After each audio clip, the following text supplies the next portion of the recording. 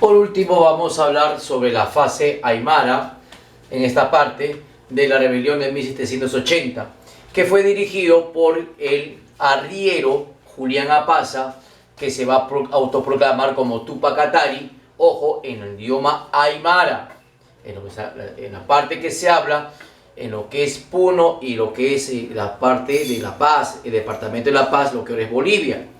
Ahora, ¿cuál es la característica de la fase aymara de la rebelión indígena en 1780? En la fase aymara se caracterizan que aquí los líderes, los dirigentes rebeldes no tienen cargo de cacique. Más bien, ¿ellos qué son? Ellos son arrieros, son comerciantes, transportistas de mercancías en mulas. Sin embargo, un aspecto importante de esta fase aymara dirigido por Tupac Katari es que es radical, más violento. ¿Por qué? Porque él principalmente y su cúpula, tenía una cualidad: no aceptaba todo elemento blanco en el movimiento rebelde aymara. Es decir, que ellos no aceptan, a diferencia de Tupac Amaru II, que sí hubo aliados, algunos criollos mestizos, pero Julián Apaza, Tupac Katari no va a tener. O sea que hay un rechazo. Todo lo que es blanco es malo. Todo lo que es criollo, todo lo que es español es malo. Criollos son los hijos españoles nacidos en América. Entonces, esta que solamente, puramente es una rebelión netamente indígena. Pero también contaron con elementos de esclavos negros, como hemos dicho, un apoyo al movimiento para alcanzar su ansiada libertad de la esclavitud. Por eso decimos que la parte de la fase aymara es xenófobo. ¿Qué cosa es? Es un rechazo hacia lo extranjero. Y es racista también, por eso es racista y xenófobo.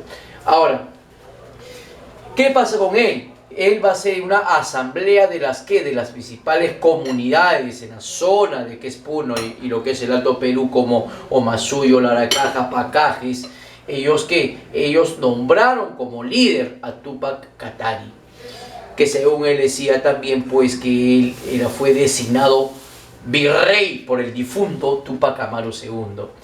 Sin embargo, él va a tomar la ofensiva hacia la ciudad de La Paz, que va a ser sitiada por varios meses, pero va a fracasar. Entonces, porque las tropas enviadas por Areche de Cusco, o sea, aparte el virrey del Perú, que era Agustín de Jáuregui, mandó tropas a Cusco para sofocar a Tupac Amaru II, ahora pasaría a La Paz, ¿para qué? Para desarticular esa rebelión. Pero Julián Apaza, Tupac Katari, va a ser derrotado y va a ser ejecutado. ¿Cómo? A través de los 4 caballos, pero con las cuerdas más cortas, y ahí con la fuerza del caballo sí lo van a desmembrar a Tupac Katari. Y finalmente viene pues la fase de prolongación. Ya es un epílogo, o sea, ya es un añadido a esta rebelión indígena en 1780, que le encabezó Diego Cristóbal Tupac Amaru, pariente de Tupac Amaru II.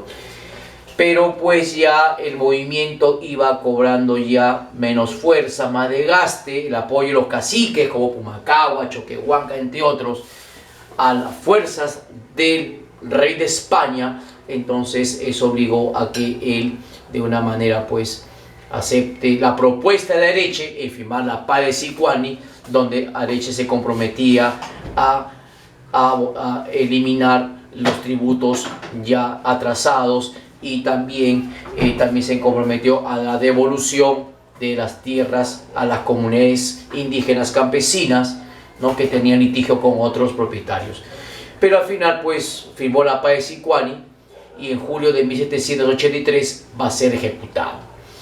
Ahora, la pregunta es entonces, terminando ya esta parte de la explicación de la gran rebelión indígena en 1780, ¿cuál fue la causa principal entonces de este fracaso de esta rebelión indígena de 1780? ¿Cuál es el factor fundamental del fracaso? Como sabemos, se dio que no fueron tanto las armas de los realistas, que muchos creen, no, sino es la falta de unidad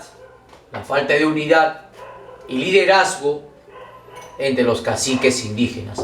Recordemos que están dos bandos, los rebeldes, caciques rebeldes, como Túpac Amaru II, y los caciques prorrealistas, al mando de Mateo Pumacahua, que apoya al rey de España. Entonces no hubo esa unidad.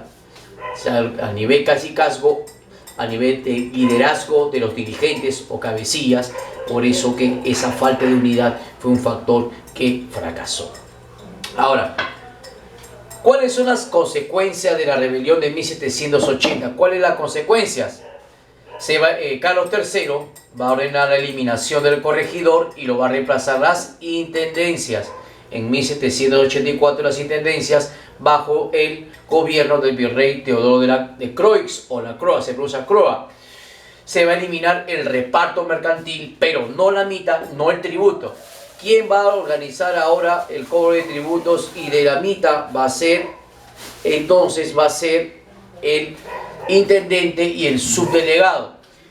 Se elimina el cargo de cacicazgo, o sea que al final de cuentas, si bien fracasan los caciques rebeldes, también vamos a hablar de quiénes.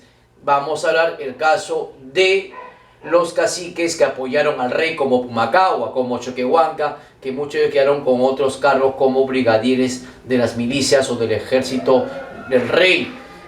Otros curacas fueron confinados como cura, como sacerdotes.